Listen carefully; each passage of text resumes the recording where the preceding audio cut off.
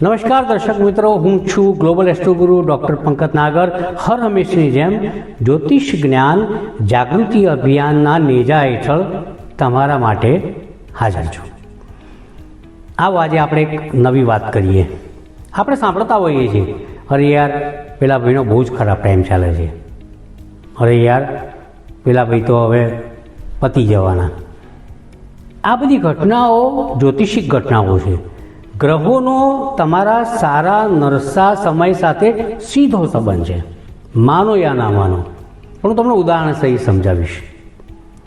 જુઓ, સર્વપ્રથમ તો માનવીનો સૌથી વધારે કપરો સમય ક્યારે આવે એની એક ટૂંકીને ટચ વાત. કુંડળીમાં બે ગ્રહો મહત્વના છે. સૂર્ય એટલે આત્મા, સૂર્ય એટલે હૃદય, સૂર્ય એટલે હાર્ટ.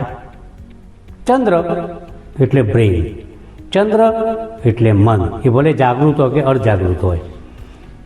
એક છે મન, બીજો છે આત્મા. ભાઈ, આપણા શરીરમાં આ બે જ ઓર્ગનનું મહત્ત્વ છે ને મેઇન તો. એ તો માણસ ડેડ છે, પણ જીવતા જાગતા જ્યારે આ બે અંગ બગડે, ગ્રહો દ્વારા દૂષિત થાય, ત્યારે માણસ જીવતા જીવતા જાણે ગુજરી ગયો હોય એવો અહેસાસને અનુભવ ક્યારે થાય?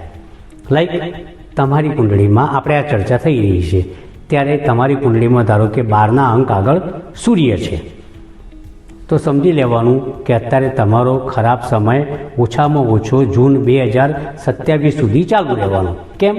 કારણ કે તમારા સૂર્ય ઉપરથી શનિનું ભ્રમણ ચાલુ છે.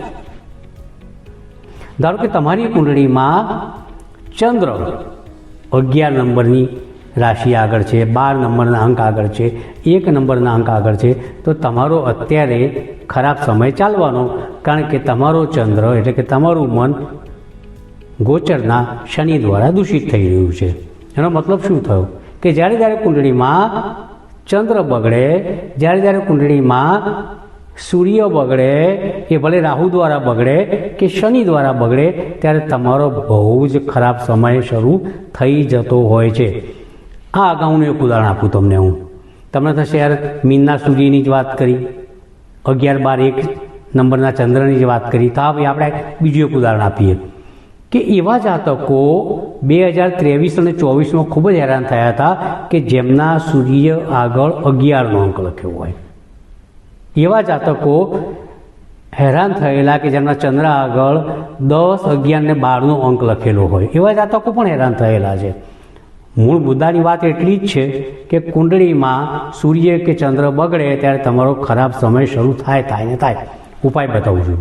જુઓ, ચિંતા કરવાની કોઈ જરૂર નથી.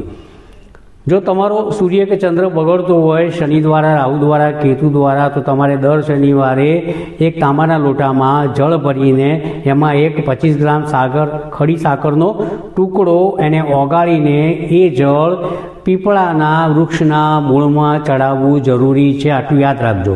દર શનિવારે સુંદરકાંડના પાઠ તો અવશ્ય કરજો ને કરજો. દર શનિવારે હનુમાનજીના મસ્તક ઉપર લાલ દોરામાં 21 આખા માથાવાળા લવિંગની માળા પણ ચડાવજો. અને ખાસ કરીને જો શનિથી બહુ ડર લાગતો હોય તો ગ્રીનિચોટાઇટિસ, સેટર્નિક સ્ટોન ધારણ કરજો, અને નહીં તો નીલમ ધારણ કરજો. શનિની આરાધના કરજો, શનિના મંત્ર કરજો, શનિને તેલ સિંદૂર ચડાવજો. બસ આટલી જ મારી તમને પ્રાર્થના છે. આ ખરાબ સમયની વાત થઈ, એમાંથી બહાર નીકળવાના ઉપાય પણ આપને બતાવી દીધા છે.